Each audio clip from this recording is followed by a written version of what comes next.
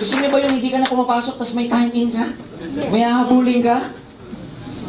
Tas ang tinitignan mong oras lang, dalawa lang, alas 12 at alas 5? Kapapasok mo pa lang ng alas 8, sana alas 12 na.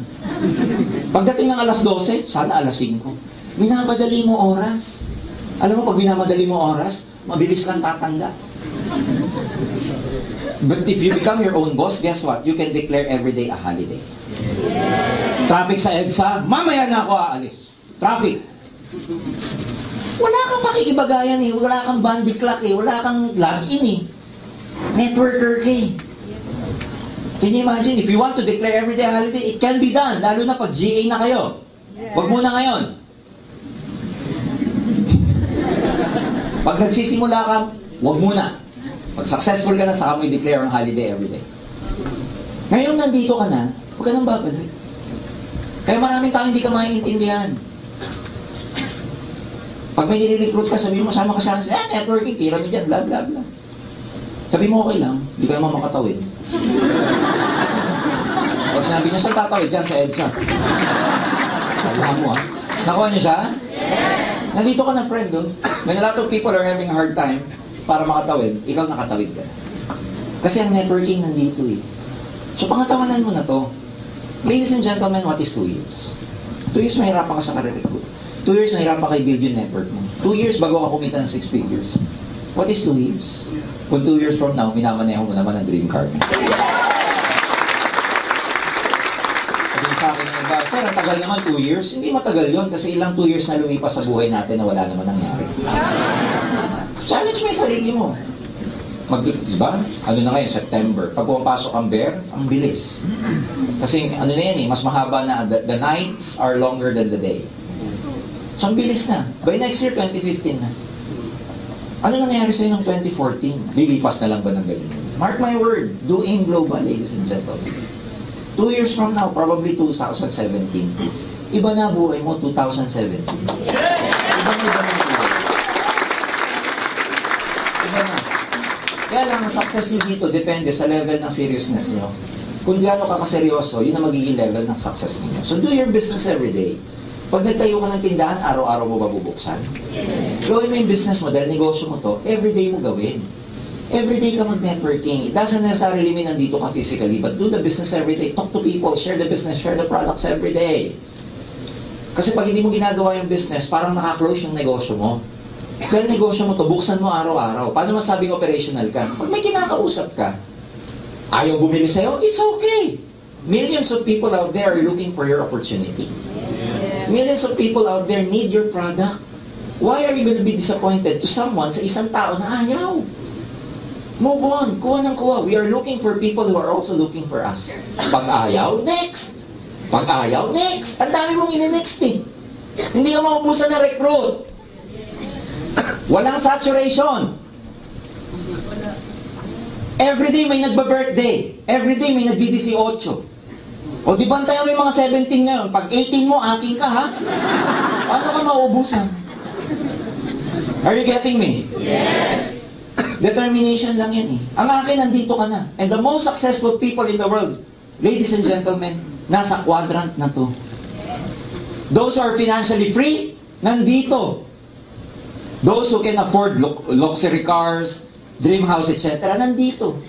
And eventually, ayan, mag-i-invest ka. Itong stage na to ang pinakamasarap kasi money is already working for you. Well, a lot of people spend their lives working for money. We here in AIM Global, we make money and then one day, we will let our money work for us. Masarap ba yun? Pag nandito ka, nako, you will never be able to finish your job. But your job will finish you. Ilan ba sa atin dito yung araw-araw nagre-reklamo sa trabaho, sa kumpanya, sa boss, sa sweldo, pero araw-araw pumapasok ka pa rin? How would you like to spend the rest of your life complaining and then tell yourself, wala akong choice? No. Ang mga tao nagsasabi na wala silang choice, you are victims. Change your mindset. Take control of your life. Be the driver of your life. Dito, pag nasa quadrant kang to, financial freedom. Networking, one day mawala ka, may papamana mo pa siya. O paano ka matatalo sa negosyong to? Pinaghirapan mo, yet mamanahin ng mga mahal mo sa buhay. O di ang sarap! Tagal ko na, 18 years na ako eh. Isa na lang sa networking ang hindi ko pa na-achieve na benefit. Yung inheritance enough. At ayoko pang gawin yan. Masarap ba yun sa palagay nyo? Yung maging financially free? Yan yung bagay, yan yung buhay na naghihintay sa. And number 3, networking, dalawa lang, freedom. Ang general benefit mo dito, yung freedom, dalawa yan eh. Financial freedom at saka personal freedom. Financial freedom is a stage in your life where you don't have to worry for money anymore. Masarap ba yun? Yes. Hindi masama ang pera. Mali lang yung naituro sa atin na masama ang pera. Pag mga mayaman, masama ugali. Kaya ikaw, nung narinig mong ganun, ayaw mo ngayong maging mayaman. Kasi baka sumama ang ugali mo. Di ba? Tama ba? Narinig mo ba, money is the root of all evil. Evil yan, evil. Ha? It's neither bad nor good. Depende kung paano mo gagamitin. Eh kung nagkapera ka, lalo kang dumamot na naging selfish ka, masama pera. Nagkapera ka, ginamit mo sa drugs, pagsugal, masama pera.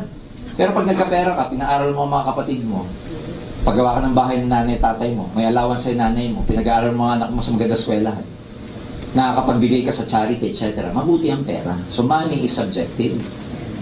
For me, money may never be the most important thing in the world, but everything that is important is affected by money. And money may never be the most important because it is second only. Ano yung number 1? Oxygen. Hindi ka mabuhay pag walang oxygen.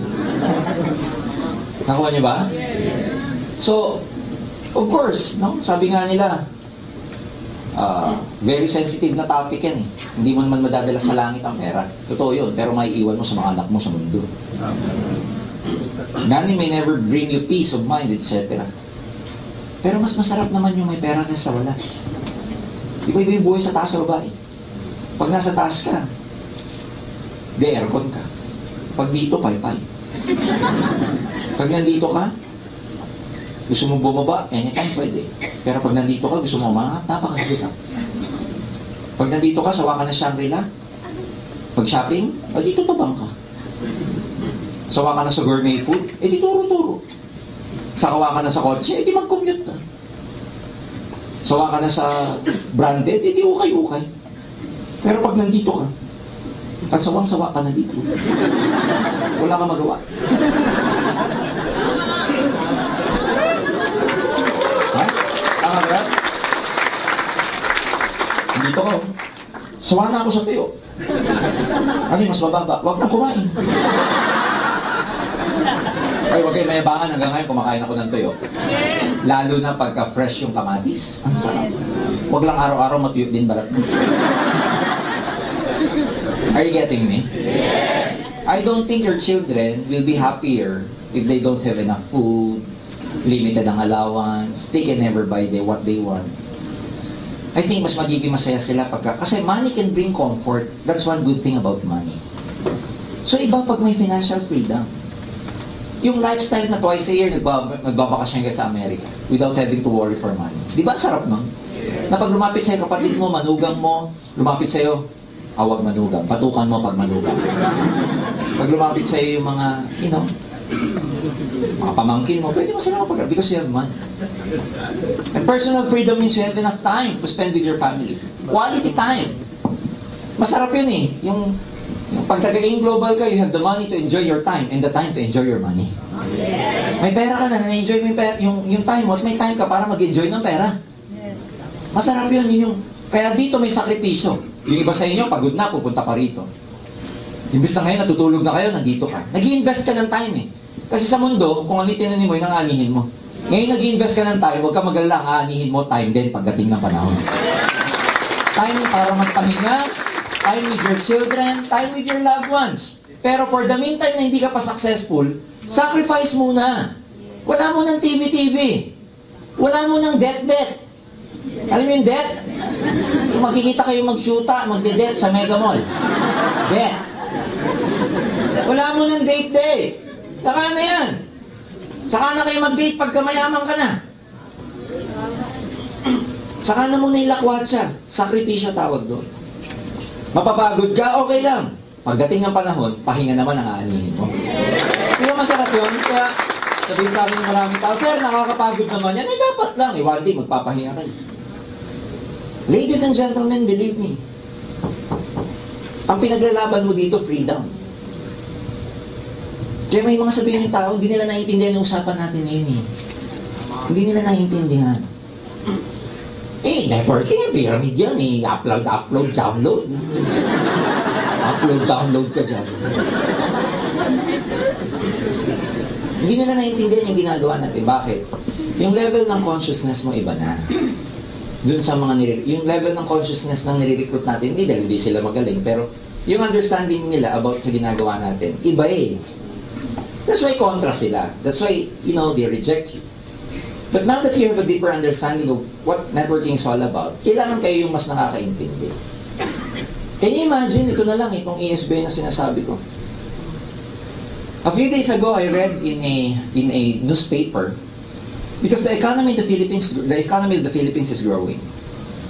Unprecedented yung nangyayari sa Pilipinas. Tumataas ang GDP natin, gross domestic product. Highest rate yung country natin for a lot of investors. No? Yung mga institution na ina-approve tayo as a good investment hub here in Asia. Yung Moody's at saka yung Standards and Poor's. And the data is showing that we're really growing. Unfortunately, ang nakaka-enjoy ng growth na to, alam niyo kung sino? Alam niyo kung sino? Yung mga nandito lang. Pag nandito ka, bale wala. In fact, one labor group complained na hindi nila nararamdaman ng asenso. Hindi daw nararamdaman ng asenso ng ordinaryong Pilipino. Of course, kasi nandito ka eh. Eh di ilipat mo yung sarili mo dito para ma-enjoy mo yung nangyayari sa Pilipinas. Yes. Ako ang ibig sabihin, yan yung mabuti ko. Bakit danger ka pag nandito? By 2016, magkakaroon ng tinatawag na Asian Economic Integration or Asian Regional Integration. Ano to? Yung mga economy sa Asia, magdudugtong na integrated na. Iisa na economy natin by 2016. What does it mean to an ordinary Filipino? Parang European Union, African Union, iisa na yung economy natin. So more investments are coming here in the Philippines kasi wala na masyadong trade barrier kung tawagin. Wala na masyadong tariffs, trades, and etc. A lot of foreigners can come here to open up their business, and a lot of Filipino companies can also open up their business elsewhere. So, palitan na, mas madali na. Now, bakit competitive? Siyempre, marami nang darating dito na mas may skills kesa sa'yo. Pag hindi ka nakahabol sa pangyayari, mapapag-iwanan ka. Indonesian company ako, nagpunta pa ako sa Pilipinas ng company. Wala akong makitang efficient na worker, hahanapin kong expat, Indonesia, hindi Pilipino. Nakuha niyo ibig sabihin. Kaya sa era na pagdating nito, pagalingan pagdating sa employment. Mas madali na manegosyo ibang tao. Kaya yung mga negosyante, tuwan-tuwa. Kasi mas madali na pumunta sa iba't ibang mga bansa.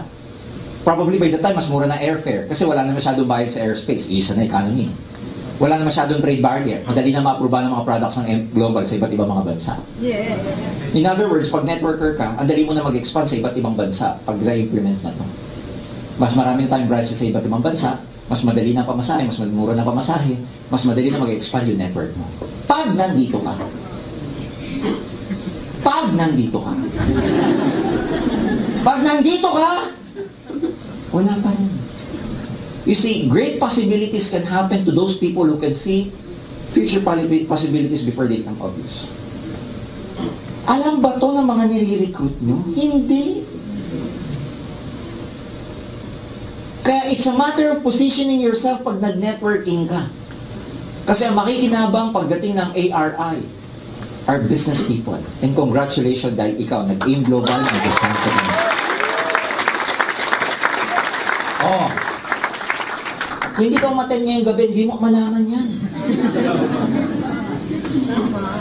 Kaya pag may nagre-recruit sa inyo, pag may nire-recruit ka ayaw, never, walang mangyari kayong global, magsasara na yan.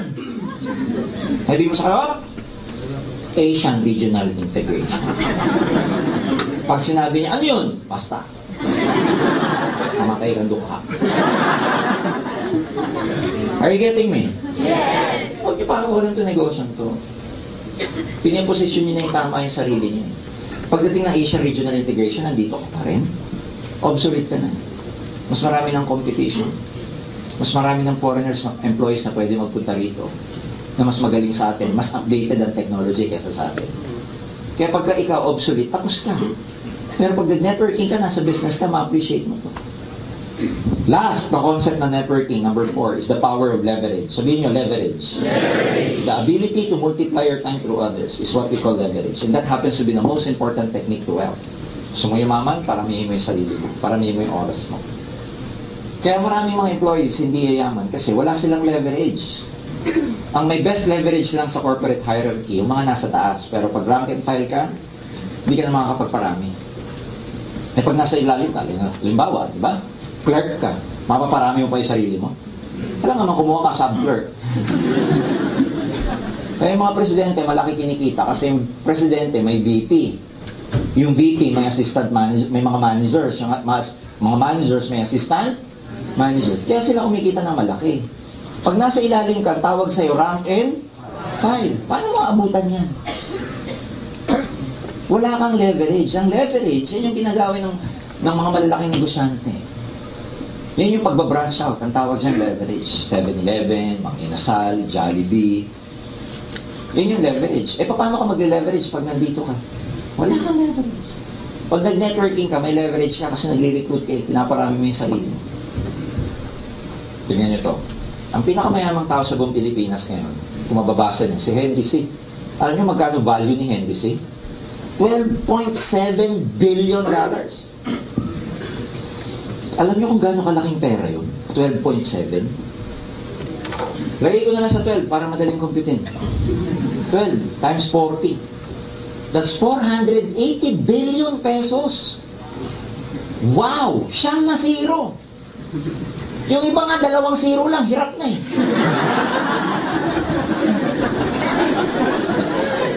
Sa siyam.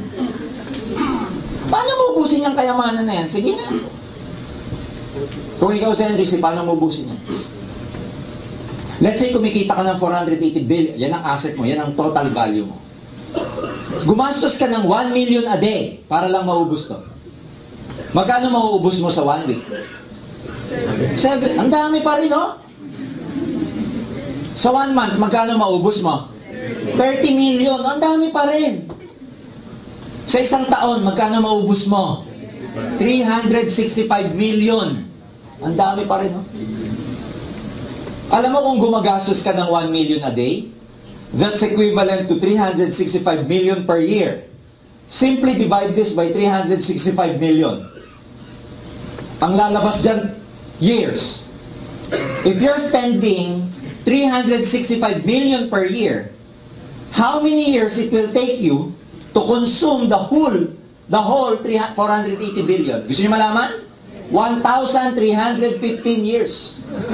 Bago mo maubos yan. Ang laki kaya, yan, 1 million na din. Laki ng problema mo niyan. Pag hindi mo naubos yung 1 million yan, 2 million uubusin mo bukas. Yan yung kayamanan na kailangan mo mamatay, mabuhay, bago mo maubos. Kaya yung kapu-apuhan yan, mayaman na. Kaya malamang yung mga generation ng C, Henry C. Yung C family by probably 2100. Di ba 2012 lang ngayon? Baka by 2100, kilala pa ng mga kaapu-apuhan ni Henry C, si Henry. Alam mo yung lolo ng lolo ko? Si Henry C. Ha? Eh tayo, yung lolo ng lolo natin, kilala pa? Hindi na, walang nagawa, kaya hindi natin tanda. Bakit? Kasi kung ang kayamanan na ipapamana, ang kahirapan na ipapamana.